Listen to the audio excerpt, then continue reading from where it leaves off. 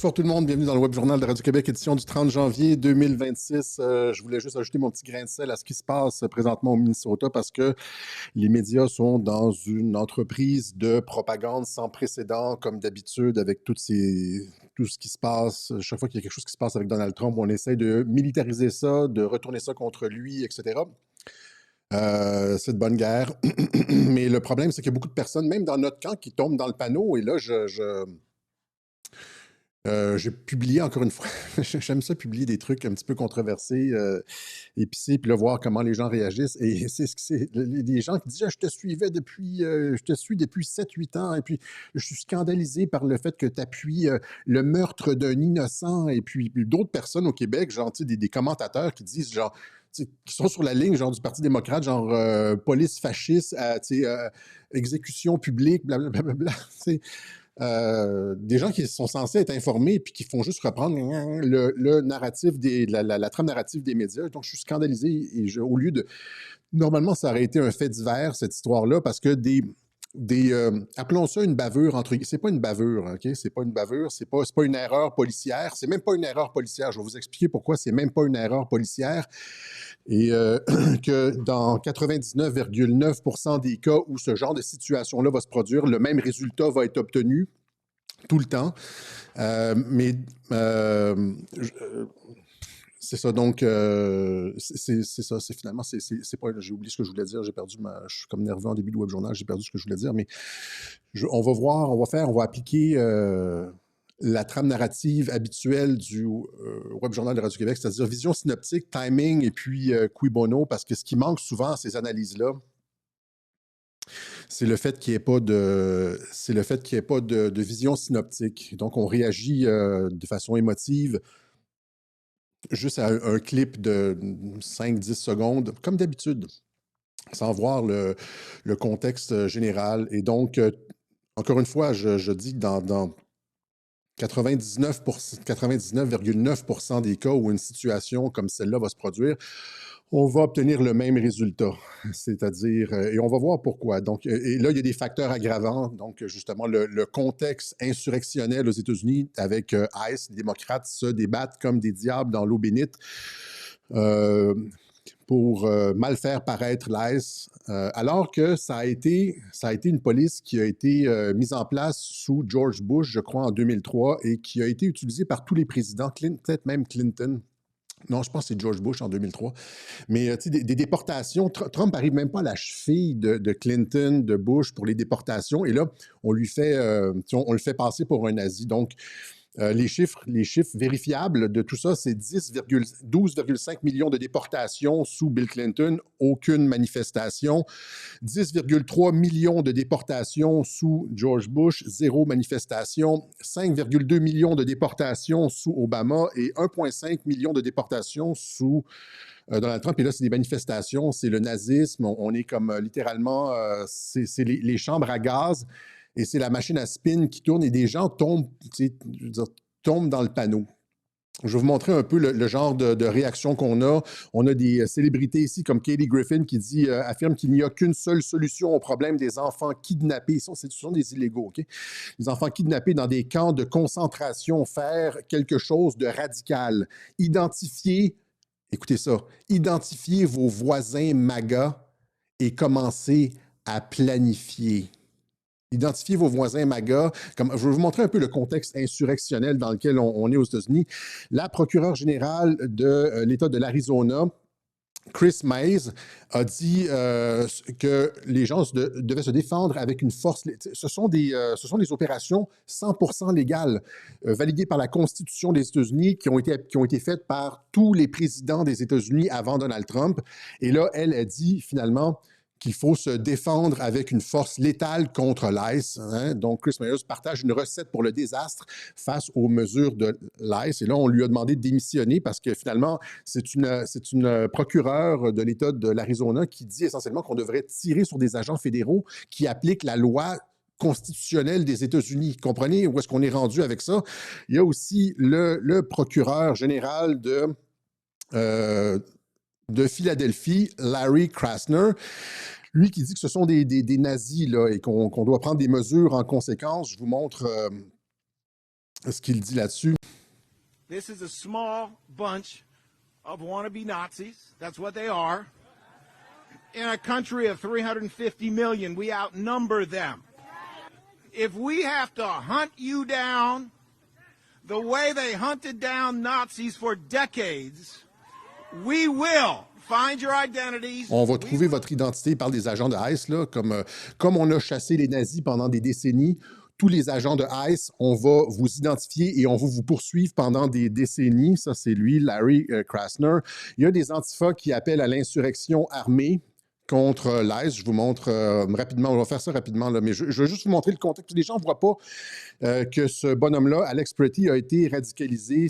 Il y a un contexte social où les démocrates ils savent que c'est la fin du Parti démocrate. Si la fraude, avec ce qui s'est passé au Minnesota, là, on en a parlé, si c'était vanté, c'est la fin du Parti démocrate. Et là, tous les agents sont mobilisés dans une révolution style coloré, style révolution colorée. Là. On essaie avec des manifestations pacifiques, semi-pacifiques, etc., essayer de renverser ou de faire tomber la légitimité de l'administration Trump. Regardez ici, il dit, lui, c'est des appels à la violence. Là. My name is Kyle, I'm Antifa, and there's so much rage in me that I've had to record this like 15. No, not talking about peaceful protests anymore. We're not talking about having polite conversations anymore. I am talking specifically to my fucking followers. This is everything I have fucking talked about, and this is exactly what I said was gonna happen. This is exactly what I said was gonna fucking come when we didn't fucking go and march on fucking Whipple with guns. Sorry. But welcome to avec des fusils, avec sa veste par balle, etc. Après ça, on parle à CNN, on parle ouvertement de fours, de camps de concentration et de fours de crémation. Le gars, il dit, on n'est pas encore rendu au four crématoire, on n'est pas yet, c'est-à-dire on n'est pas encore rendu là. C'est des camps de concentration, mais on n'est pas encore rendu au four crématoire. À CNN. Important for you and your wife to close, which literally was built as a concentration camp, and Alligator Alcatraz, which I think we can all agree is a concentration camp. Not saying they're Dachau, I'm not saying they're putting people in ovens yet, but these are concentration camps. Regardez la réaction de Jake Tapper. Ils ne mettent pas encore des gens dans les fours crématoires yet, not yet, pas encore, on n'est pas encore rendu là, mais... Et donc, on est dans un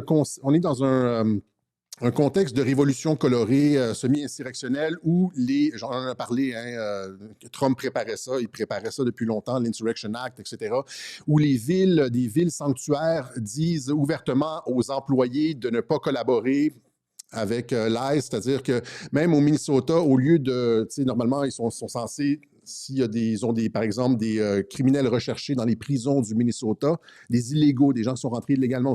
Normalement, ICE vient les chercher à la prison pour les déporter, mais là, ils refusent de les donner à ICE. Non seulement ils refusent de les donner à l'ICE, mais ils les libèrent tout simplement. Je pense qu'au Minnesota, ils en ont libéré 429 des prisonniers que ICE venait chercher. Ils ont juste dit, genre, allez, vous êtes libres maintenant, partez. Criminels, genre vol, agression, n'importe quoi, peut-être meurtre. Vous pouvez disparaître dans la nature afin d'éviter que ICE vienne les chercher. C'est la machine démocrate qui est mobilisée contre l'effort de déportation des illégaux, qui est ce pourquoi les Américains ont voté, c'est le processus démocratique. Et là, vous avez donc la maire, par exemple ici, en plus de ce qui se passe à Minneapolis, ici, ça c'est la mairesse de Seattle, qui est un des bastions antifa, qui dit littéralement, les agents de ICE n'ont pas le droit d'aller dans les parcs ou dans les centres communautaires de la ville, n'ont pas le droit de faire ci, n'ont pas le droit de... refuse la collaboration avec... c'est un ensemble de mesures pour résister à la loi fédérale. Et donc, c'est ça, c'est que ce garçon nous est présenté, il y a un contexte de radicalisation. On nous présente ce garçon comme un gars tout souriant. C'est incroyable ce qui a été mis de l'avant dans les médias. Genre, ils en ont fait comme une espèce de saint alors qu'il est arrivé... faisait partie d'une milice organisée, parce que quand tu arrives armé à des manifestations organisées, avec des bottes cap d'acier, avec un fusil 9 mm, 2-3 chargeurs supplémentaires, pas d'identité sur toi et pas de permis de port d'armes non plus, alors que tu es censé l'avoir. Et que, si tu arrives à une manifestation armée, tu peux te dire, genre, au cas où le camp d'en face est armé, c'est pour ma protection personnelle. Et si jamais les agents m'arrêtent, ben, je montre mon permis de port d'armes. Et puis, mais c'est au cas où le camp d'en... Là, c'est qui le camp d'en face? Dans les manifestations anti-ICE, là, c'est qui le camp d'en face? Il est allé manifester contre qui? Le camp d'en face, c'est les agents fédéraux qui font appliquer la loi. C'est-à-dire, le gars est allé avec un fusil chargé se battre contre des agents fédéraux qui étaient là en toute légalité, faire appliquer la loi. C'est pas des kidnappings, comme on essaie de le faire croire. C'était... et donc, comprenez un peu le spin. On va voir plus loin. Là, ce gars-là a été impliqué. Ça faisait longtemps qu'il était dans ces manifestations anti-ICE. Là. Il était ici.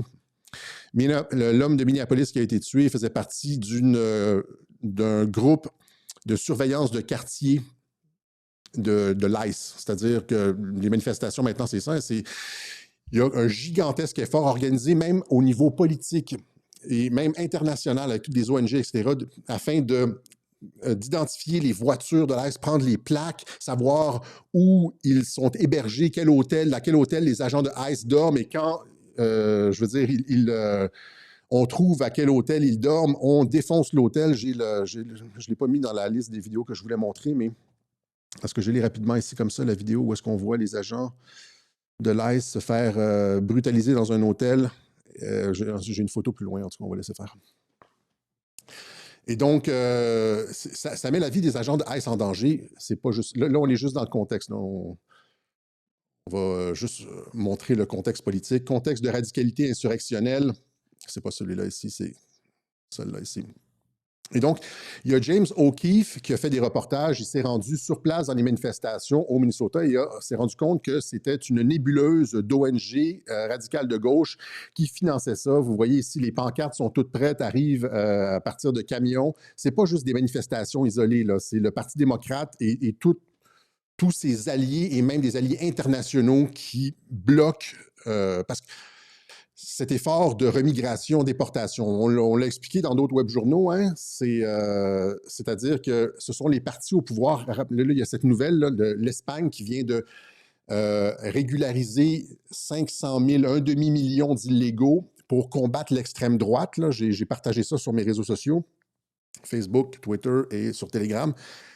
Elle régularise 500 000, un demi-million de clandestins pour combattre l'extrême droite. Et donc, ça, c'est le pattern partout. On fait rentrer des illégaux. Ils ont fait ça au Canada lors du référendum de 95. Le Parti libéral se maintient au pouvoir seulement avec l'immigration. On ouvre les vannes de l'immigration, on donne des subventions. On l'a expliqué, le stratagème.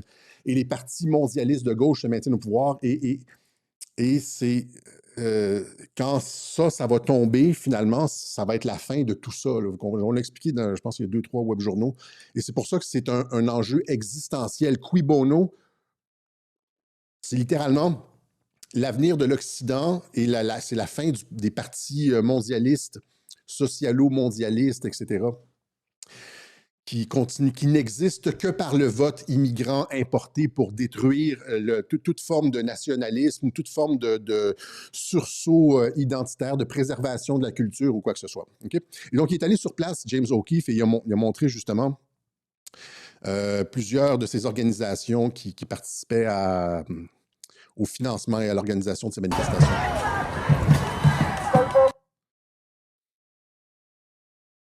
Is a hodgepodge of various NGOs and nonprofits loosely tied together through ideology, funded in part by the government, featuring 501c3s with nonprofit tax returns, a variety of funding sources. But most of these people we found were actually true believers there to...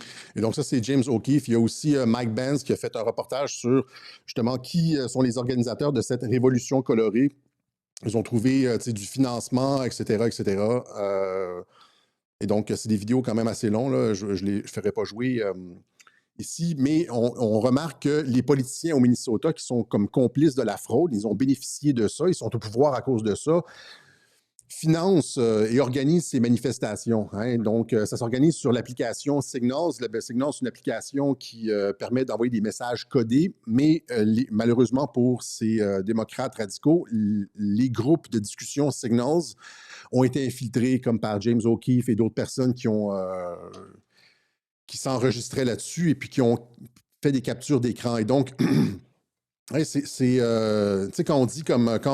Par exemple, quand il y a une nouvelle, on voit, quand ils savent où sont les véhicules de ICE, dans quel hôtel ils sont logés, mais quand on voit les véhicules partir le matin, il y a des personnes qui suivent les véhicules, qui prennent en photo la plaque d'immatriculation. ICE License Plate Tracker. On va juste montrer ça rapidement.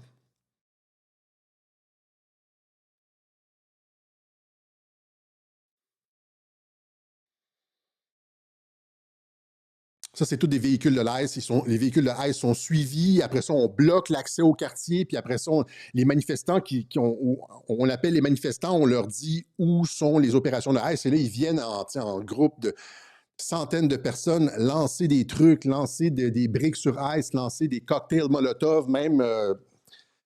On va en montrer quelques-uns ici.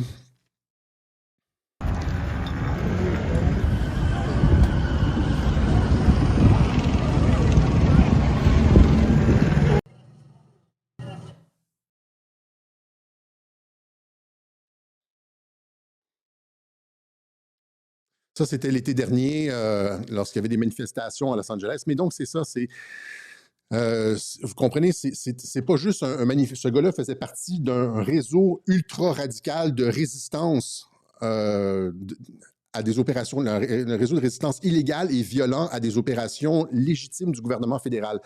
Et par exemple, vous avez ici, ça ici, c'est Alex Falconer, c'est un des représentants c'est un sénateur de l'État du Minnesota qui dit justement qu'on s'organise sur Signals pour résister à l'ICE. On a comme ça son aveu ici. Yesterday we had I'm willing to stop to stay around and talk with anybody that wants any more information. We've got a couple groups on the app Signal that we would love for you to join. Whether or not you want to be a part of the Resistance Network, I fully understand that you may not be comfortable with that, but you can help us in a lot of ways. Donc, il dit aux Somaliens qu'on a des groupes de résistance sur ICE, des résistances à l'ICE sur Signals. On s'organise sur Signals. Hein, donc, ça, ce sont des politiciens qui disent ouvertement que nous allons résister à la loi fédérale. Il y en a qu'en fait plein. Il y a ici Amanda Kohler, qui est une conseillère de Tim Walz, qui était aussi sur les groupes Signals. Ici, on la voit en bas, Amanda Kohler, les groupes de résistance. Il y a ici un autre, il y en a plusieurs, là. Ici, vous avez le sénateur de l'État du Minnesota, Doran Clark, hein, qui appelle les gens à manifester contre l'ICE et se rendre. Un sénateur de l'État du Minnesota qui dit aux gens de manifester contre ICE et de se rendre aux manifestations. Vous l'avez ici, sénateur Doran Clark. On ne fera pas jouer toutes les vidéos, là, et il participe à des opérations de financement pour ces manifestations. C'est ça. Donc, il y a même ici, encore une fois, la lieutenant-gouverneur, pas la gouverneure de l'État du Minnesota, Peggy Flanagan, qui elle aussi a été prise sur ICE, pas sur ICE, sur Signal, je m'excuse. Mais en fait, ici, c'est elle, là, Flan Southside, c'est fortement suspecté que c'est elle. Et quand son nom est sorti, puis les gens ont dit qu'elle s'était fait attraper sur Signals à organiser les manifestations. On la voit ici lors des manifestations contre l'ICE, Penny Flanagan. Aujourd'hui, je me suis joint à des milliers de manifestants du Minnesota pour une manifestation pacifique. Mais ici, on la voit qui organise... c'est elle, Flan, ici. Et quand elle s'est fait prendre, et c'est sorti sur X, c'est pas sorti dans les médias, c'est sorti sur X. Là, ici, c'est justement, on a dit la réponse, c'était ce canal Signals n'est pas sécurisé. Flan s'est fait exposer, s'est fait avoir, on l'a trouvé, etc., etc. Et donc, ça, ce sont des démocrates radicaux, vous l'avez ici, genre, tu sais, Protect Trans Rights, des trans kids, avec un couteau. C'est la gauche violente, là. Et c'est ça. Donc, ces gens-là qui sont au gouvernement ont accès au DMV pour savoir qui est le propriétaire des plaques automobiles. Et donc, c'est un réseau très bien organisé avec des ressources gouvernementales. On pourrait se dire que les Antifa opèrent exactement de la même façon. Ils ont l'appui gouvernemental, ils ne sont jamais arrêtés, etc. Et on se demande comment.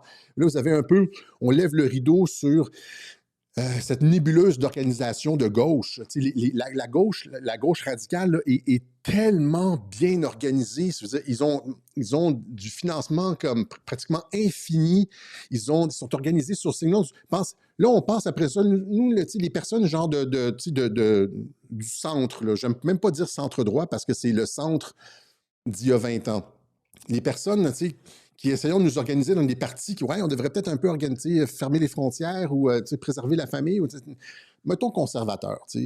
J'aime pas l'expression, mais on a rien de réseau d'organisation comme ça. Là. C'est comme, ils sont organisés à un facteur, je veux dire, un facteur 100 fois plus organisé que nous. Là. Ces gens-là, c'est des réseaux internationaux, puis ils sont financés, puis ils ont des pancartes, puis c'est comme, tu sais, on n'a rien du genre. Okay? Donc, ici, DC Drano, à l'antenne de Steve Bannon, les manifestants du Minnesota ont accès aux plaques d'immatriculation de l'État, aux manuels de formation, des manuels de formation pour ce genre d'opération, et sont hautement coordonnés et financés, entre autres par une militante canadienne, on la voit ici, présidente d'un conseil scolaire de Colombie-Britannique, figure parmi les politiciens canadiens qui financent les manifestations anti-ICE. Ça, c'est super parce que ça me donne encore des justifications.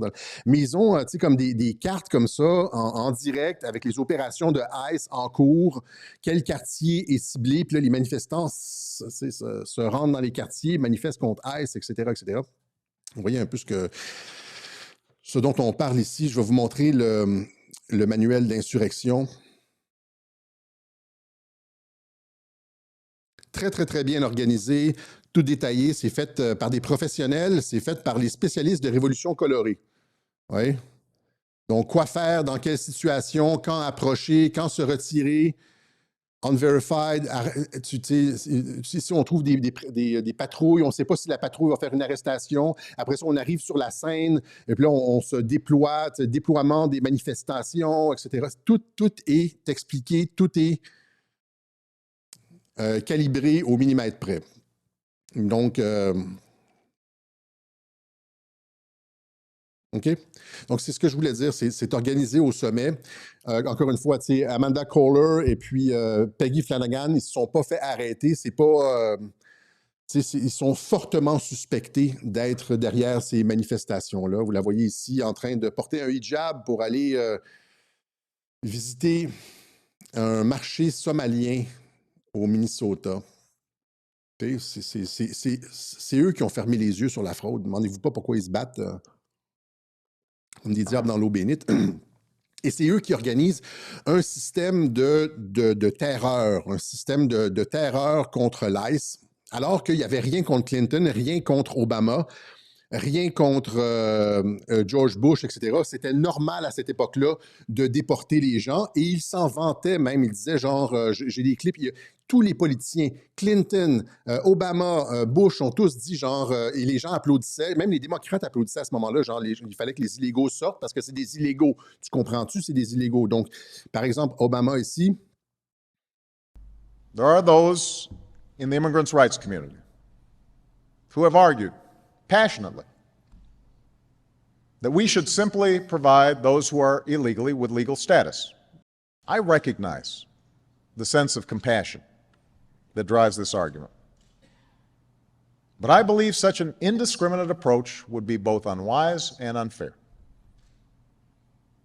It would suggest to those thinking about coming here illegally that there will be no repercussions for such a decision.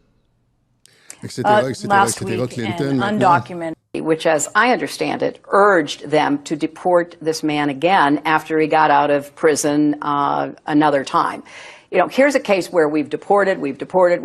He ends back up in our country, and I think the city made a mistake. The city made a mistake not to deport someone. Donc, ils sont tous en faveur de... Quand c'est Trump qui le fait, c'est un crime, c'est un nazi, etc. On est sur le bord des camps de concentration, c'est du kidnappage d'enfants, c'est comme... Vous comprenez, c'est quoi?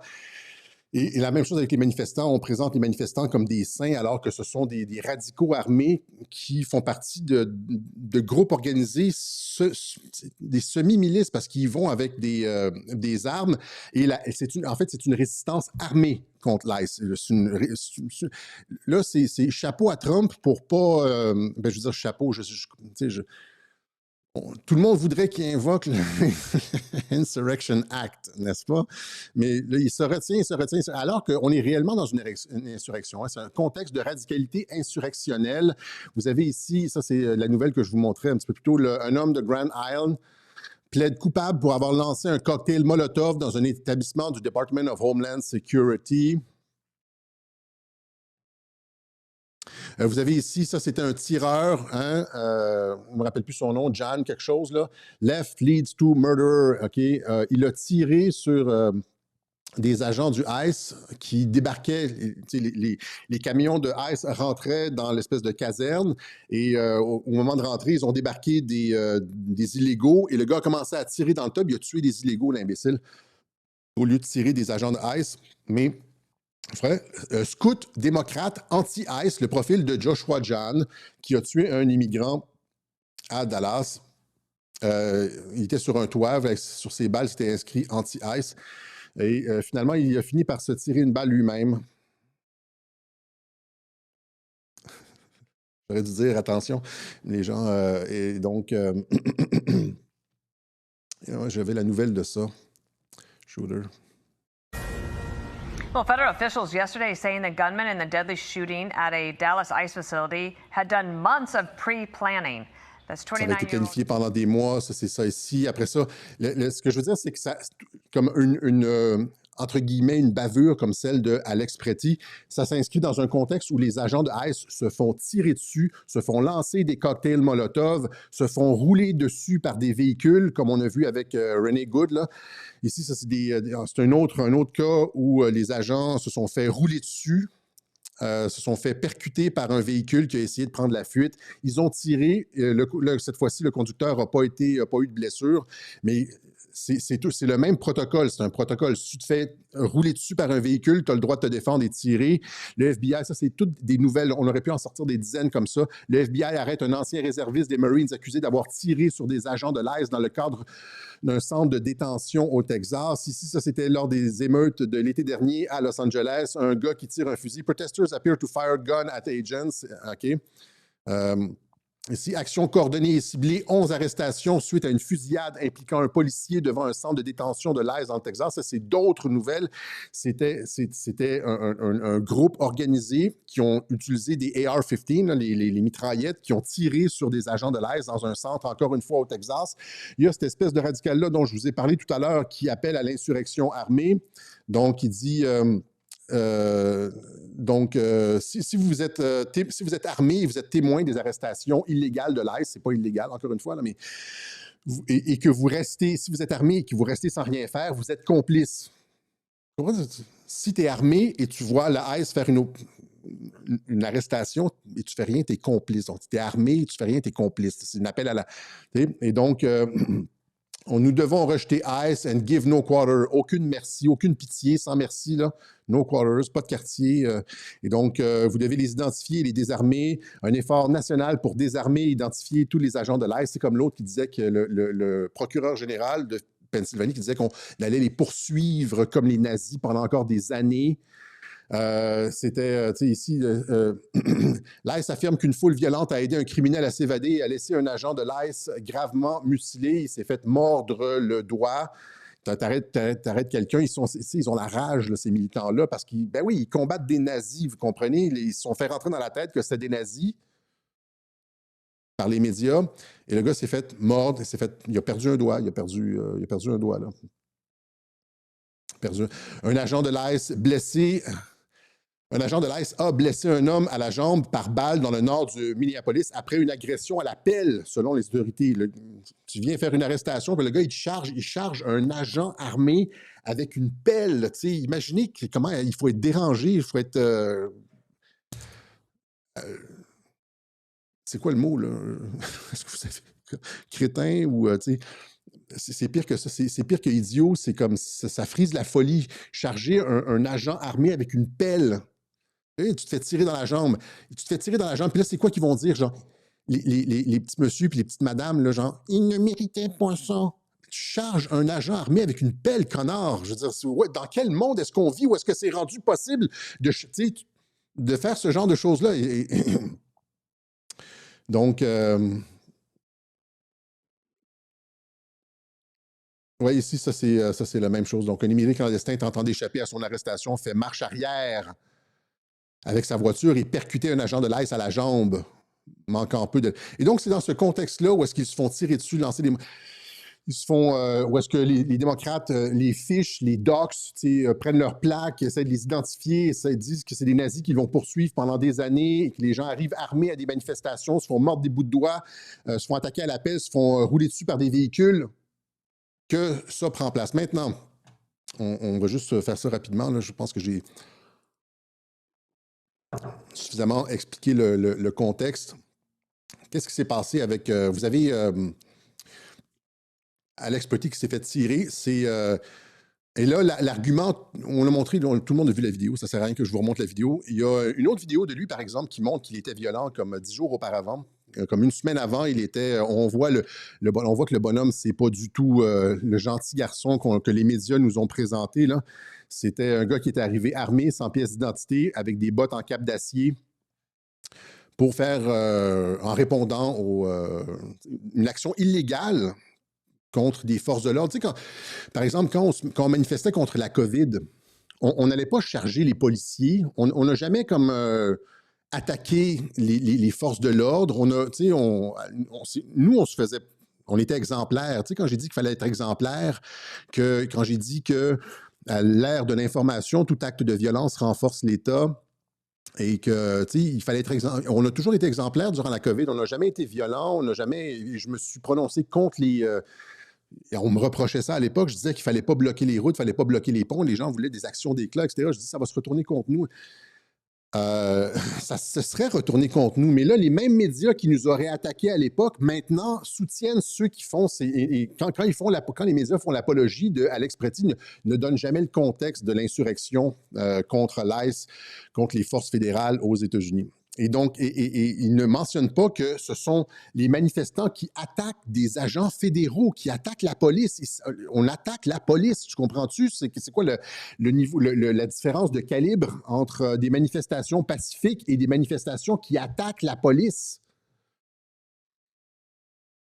Et là, on le voit ici, le manifestant pacifique, là, genre, s'attaquer à ICE. This is a moment the news movement filmed on January 13th in Minneapolis, showing a man who appears to be Alex Preddy interacting with federal immigration agents 11 days before Border Patrol shot and killed him.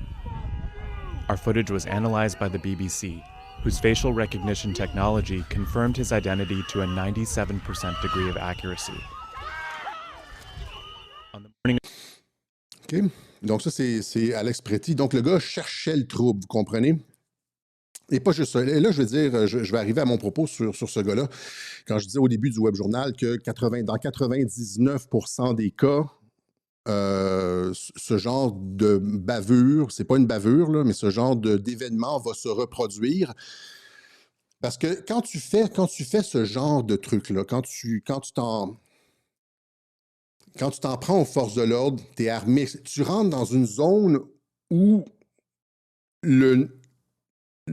c'est pas le niveau de nervosité des policiers, mais où la chance d'avoir un incident fatal augmente exponentiellement. OK? Par exemple, je vous donne un exemple. Et là, les gens ont de la misère avec... tu sais, les gens disent « ils ne méritaient pas ça ». Et comme si c'était une question morale. C'est pas une question morale, ni avec René Gould, c'est pas une question morale. Elle ne méritait pas ça. C'est des gens qui n'ont rien compris à l'essence des opérations de police ou des opérations de law enforcement, police. Donc, ce n'est pas une question morale. C'est une question de causalité. Okay? Donc, on va shifter la réflexion. Ce n'est pas une question morale. Bien sûr qu'il nourrissait son chat tous les matins, il flattait son chat et il avait donné de la nourriture à une personne sans abri à Minneapolis. Et c'était comme autour de lui, ses parents ne sont pas contents, hein, évidemment, mais c'était un infirmier. Et il sauvait des vies. Mais ce n'est pas une question de moralité. Ici, la question de est-ce que la personne est une bonne personne ou la personne est une mauvaise personne, c'est complètement hors sujet. c'est une question de causalité. C'est pas une question de moralité, c'est une question de causalité. Quiconque, une bonne personne ou une mauvaise personne, si une bonne personne ou une mauvaise personne se retrouve dans ce genre de situation-là, le même genre de truc va se produire. Je vous donne un exemple. Si une bonne personne ou une mauvaise personne se retrouve à 3 heures du matin dans une ruelle, hein, à l'arrière d'un... Et là, il y a 3 voitures de police, il y a comme, qui arrivent sous haute tension parce qu'il y a comme des tensions, il y a comme eu un vol ou je ne sais pas trop. 3 voitures de police qui arrivent à 3 heures du matin, qui t'entourent, et là, les policiers sortent et disent « Lève les mains en l'air ». T'es mieux d'y aller très, très, très doucement, lever tes mains en l'air, et là, au lieu de juste comme pas écouter ce qu'ils disent, puis mettre ta main dans ton manteau, parce que tu vas te faire tirer. Ça, c'est de la causalité. Si tu fais quelque chose d'épais, tu vas te faire tirer.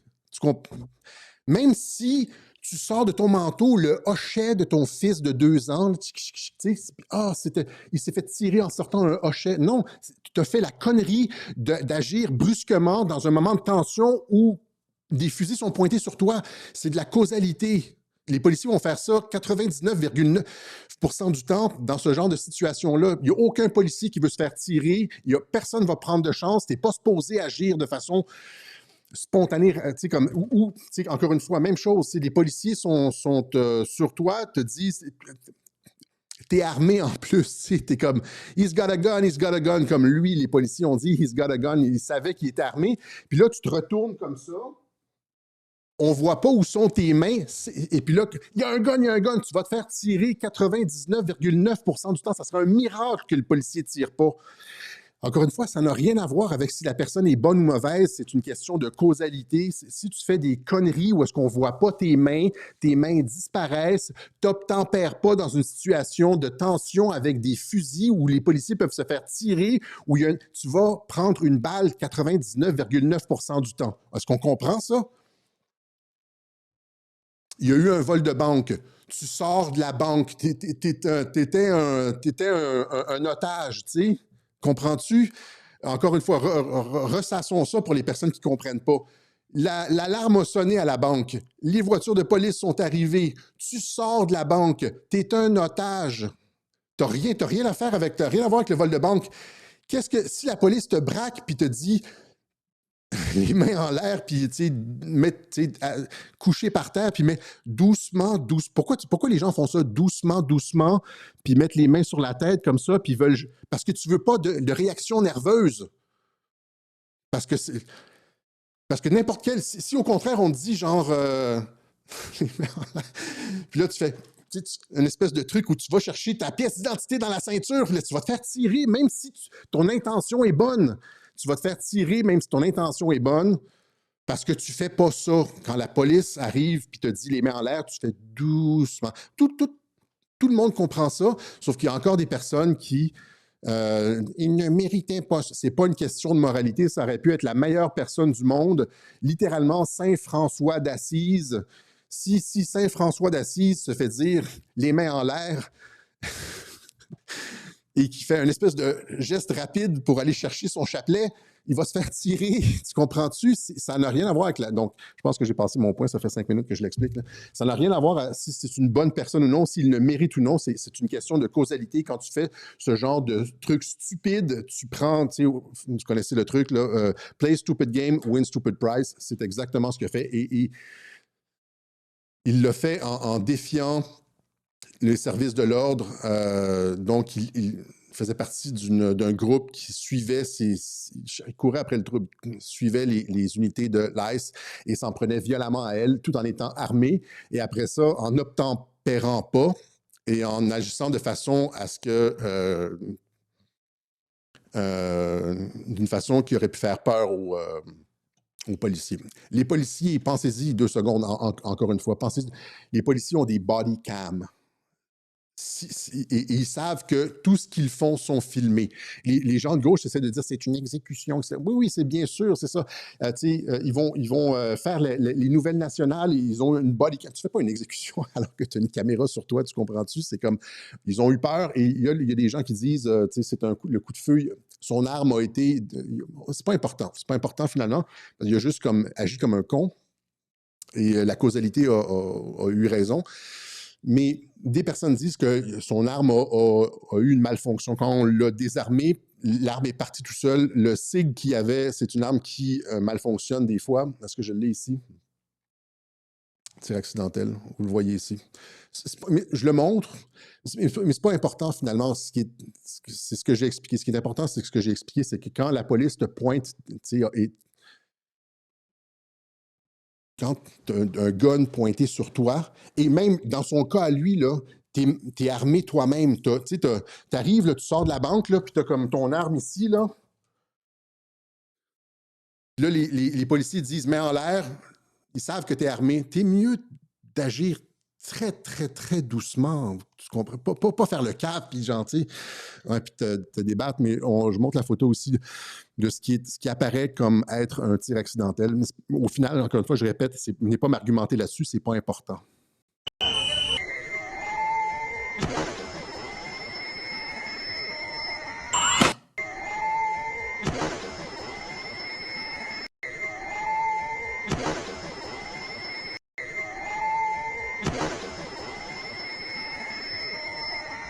On voit clairement le fusil comme partir un petit peu comme ça. C'est ça qui a peut-être fait peur aux policiers. C'est pas important. OK, c'est pas important. Le fait est que, finalement, c'est ça.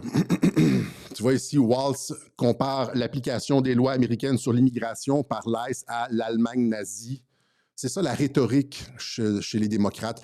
Et donc, Alex Pretty se battait littéralement contre des fascistes, des soldats de la SS de Trump, alors que la SS de Trump a été décorée de la Presidential Rank Award for Distinguished Service. Tom Homan, c'est lui que...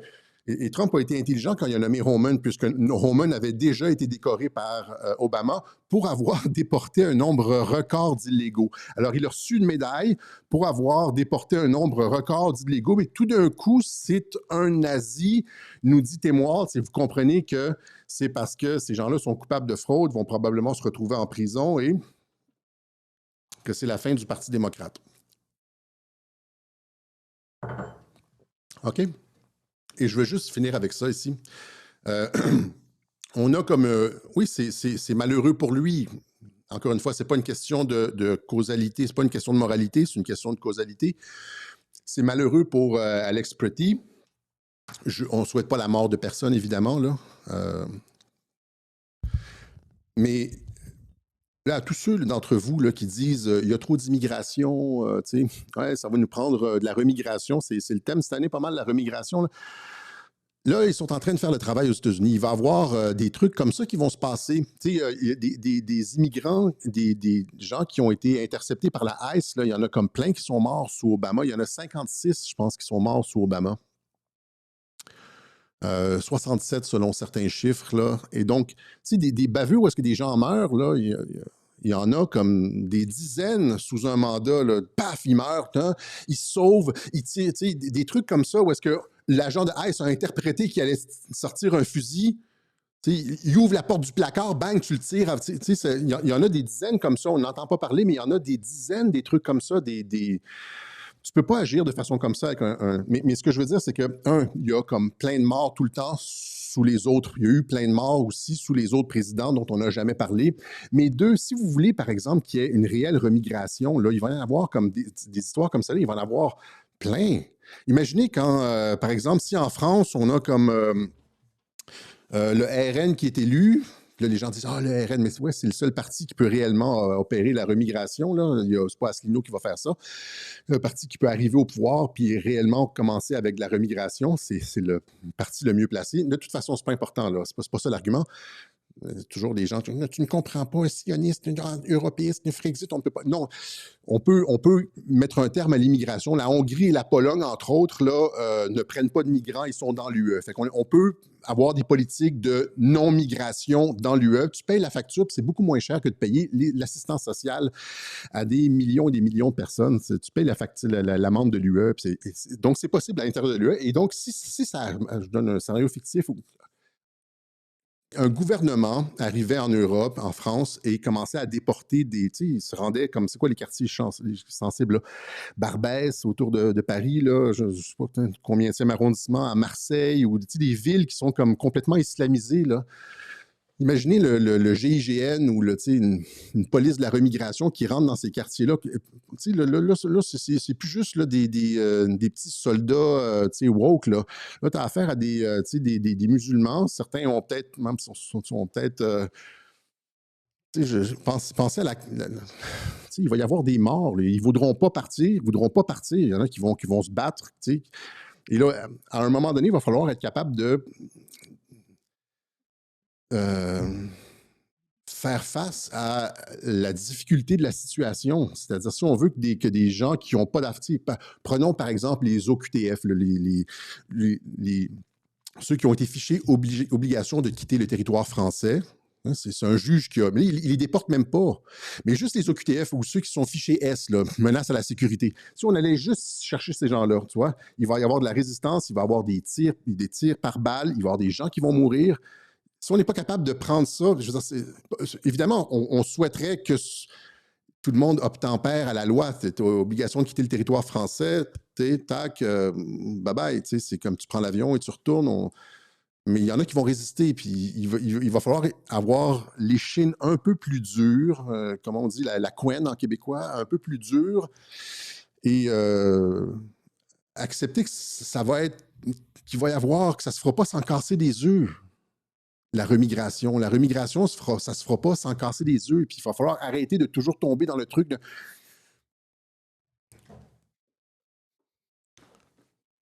Comprenez ce que je veux dire, là, un peu? Il n'y en a pas juste comme... Si vous voulez en faire partir, s'il y en a, comme certains disent, il y a comme des millions de personnes qui ont vocation à partir, puis que l'État est sérieux à propos de les faire partir, puis qu'on fasse comme aux États-Unis, qui est comme... des centaines de milliers de personnes qui soient comme genre affectées à la tâche d'aller chercher les gens puis de les mettre dans des avions. Puis, là, vous allez avoir toute la gauche qui va dire la même chose, camp de concentration, etc. Puis il y en a qui vont résister. Mais si vous n'êtes pas capable de faire ça, arrêtez de parler de remigration. Ça va être dur. Ça va être dur. OK? Il y a toujours des dommages collatéraux, exactement. C'est pas souhaitable. On voudrait que tout le monde obéisse. C'est pas des lois qui sont iniques. Les gens sont là sont obligation de quitter le territoire français, fichés problèmes sécuritaires, sont entrés illégalement. C'est rien de particulièrement... On n'est pas du tout dans l'Allemagne nazie. C'est comme... C'était normal il y a 20 ans. Tout ce qu'on dit... C'était normal il y a 20 ans. Là, la gauche folle est arrivée au pouvoir et puis c'est comme genre, tout d'un coup, c'est rendu, c'est ça, là, c'est rendu, tu sais, c'est ça, là, la différence. C'était correct sous Obama, puis là, tout d'un coup, c'est rendu nazi. Mais si vous n'êtes pas capable de juste laisser la propagande partir, si vous êtes toujours comme émotif, puis chaque fois qu'on vous présente quelque chose dans les médias, vous êtes comme genre, ah, ben, je veux dire, tu sais, restez sur le côté, puis, tu sais, au moins, abstenez-vous de commenter, tu sais. Une espèce de fausse sentimentalité, exactement. Et puis, je vais finalement dire quelque chose là-dessus. Je vais aller avec mon dernier petit coup de couteau. La personne qui est responsable du meurtre, pas du meurtre, mais du décès de Alex Pretty, c'est son père. C'est son père qui l'a mal éduqué. Moi, mon fils n'irait jamais faire des trucs comme ça. Et c'est toute la logique de ça, et des démocrates complètement fous qu'on voit, les malades mentaux qui parlent de fours crématoires et de nazis, etc. C'est une génération de personnes qui n'ont pas eu de père à la maison, qui ne se sont jamais fait botter le cul, à qui on n'a jamais montré la limite, le respect et qui n'ont jamais eu à faire face à une autorité. Puis dès qu'ils sont confrontés à une autorité pour la première fois de leur vie, ça part en couille. C'est son père. Son père l'a probablement jamais corrigé, il l'a toujours bichonné, ça a été comme genre, il l'a laissé faire ce qu'il voulait, puis c'est comme genre, whatever. Au final, la personne responsable de la mort d'Alex Pretty, c'est son père. Il a été mal éduqué. C'est ça le truc final. C'est qu'il a été mal éduqué, puis ça, on pourra faire un web journal là-dessus. On en revient souvent à ça. Hein, le parricide, le meurtre du père dans la société occidentale, il y a 50 ans. Oui, sous un patriarcat. Ben, ce genre de truc-là, les fous comme ça n'existaient pas. Là, les dérangés mentaux qui s'attaquaient à la police avec des 9 mm, des bottes d'acier, des capes d'acier, puis genre... il n'y avait pas ça, tu sais, c'était comme... tu sais, le fait de s'en prendre à des professeurs à l'école, tu sais, l'incivilité constante partout, tu sais, ben, c'est ça, quand tu castres les hommes, finalement, les enfants ne sont pas éduqués, on ne leur montre pas la limite, ils ne sont jamais corrigés. Puis après ça, dès qu'ils sont confrontés à une situation qui leur déplaît, ils perdent les pédales et réagissent comme ça et finalement se font tirer pour certains d'entre eux. Voilà, c'est mon petit commentaire, mon petit coup de couteau à la fin du web journal. OK? Voilà, c'est ce qu'on avait pour vous, 53 minutes, on ne fera pas 1 heure. Encore une fois, je pense que j'avais d'autres choses, mais ça va être ça pour l'instant. Donc, l'essentiel de ce que je voulais dire, ben, c'est qu'il y a un contexte, Vision Synoptique, il y a un contexte insurrectionnel. Ces trucs-là sont organisés, ils sont violents, ils appellent à la violence, ils appellent à la radicalisation. Ça se passe contre c'est illégal, ça se passe contre des forces fédérales qui appliquent la loi. Donc, qui appliquent la loi constitutionnelle, la loi fédérale des États-Unis. Le timing aussi, cui bono, ben, c'est le Parti démocrate qui essaie de sauver sa peau. On essaie de faire tourner la page sur tout le scandale de la fraude au Minnesota, la fraude par le vote, etc. Donc, on a complètement changé l'agenda politique. Et finalement aussi, c'est pas une question de moralité, c'est une question de causalité. On prend à titre d'exemple, je l'avais ici comme ça, c'est pas... où est-ce qu'il est? Rittenhouse, Kyle Rittenhouse. Kash Patel, le directeur du FBI, a dit on ne devrait pas aller dans une manifestation avec une arme à feu. C'est une mauvaise déclaration de Kash Patel parce qu'aux États-Unis, on a le droit d'aller dans une manifestation avec une arme à feu, mais il faut avoir un permis de port d'armes, il faut être clairement identifié, puis il faut être responsable avec l'arme à feu. En 2020, quand il y avait les manifestations de George Floyd aux États-Unis, il y avait les Noirs brûlaient des quartiers, brûlaient des commerces, brûlaient des palais de justice, attaquaient des postes de police. C'était le chaos dans 20 villes américaines. Les villes étaient à feu et à sang. Et il y a des propriétaires de commerce qui défendaient leur commerce comme ils ont le droit de le faire aux États-Unis avec leurs armes. Ici, c'est le cas de Kyle Rittenhouse. Il y a eu un mort et la foule s'en est pris à lui et a commencé à le pourchasser. Et c'est quand quelqu'un l'a visé, il a levé son truc et il a tiré. L'autre personne est morte. Mais tout ça pour dire, je vais faire une longue histoire courte, là. Quand la police est arrivée, Kyle Rittenhouse a fait ce que tout le monde doit faire. Il a déposé devant la force policière qui l'a braqué avec des projecteurs. Il y avait des fusils sur lui. Il était armé comme Alex Preddy. Il a doucement déposé sa carabine, a levé ses mains doucement et a avancé. Quand on lui a dit de se coucher sur le sol, il s'est couché sur le sol, etc., etc. Parce que tu ne veux pas te faire tirer, tu ne veux pas rentrer dans la situation où est-ce que le policier est nerveux et ne sait pas si tu vas sortir un fusil. Hein? Donc, et là, finalement, il a été reconnu non coupable et il a été reçu par le président Trump. Et voilà, ici. Donc, la différence entre Kyle Rittenhouse et Alex Preddy, il y a toute une différence dans la responsabilité de se présenter à une manifestation avec une arme. Et quand tu as une arme aux États-Unis, quand tu confrontes la police, ben, il faut que la police voit ton arme. Il faut que si elle dit lève les mains, etc., il faut que tu montres que tu n'es comme pas un danger. Sinon, il peut y avoir de la merde. Voilà ce qu'on avait pour vous. Aujourd'hui, on va remercier ceux qui ont fait une contribution au Web Journal de Radio-Québec. J'espère que c'était pas trop dur. C'était-tu un dark Alexis? Dites-moi si c'était un dark Alexis. L'Iran, les gens, ils veulent ça. Il n'y a aucune information sérieuse sur l'Iran. C'est comme... J'ai vu quelqu'un à la télé française qui a dit on est rendu à 86 729 morts.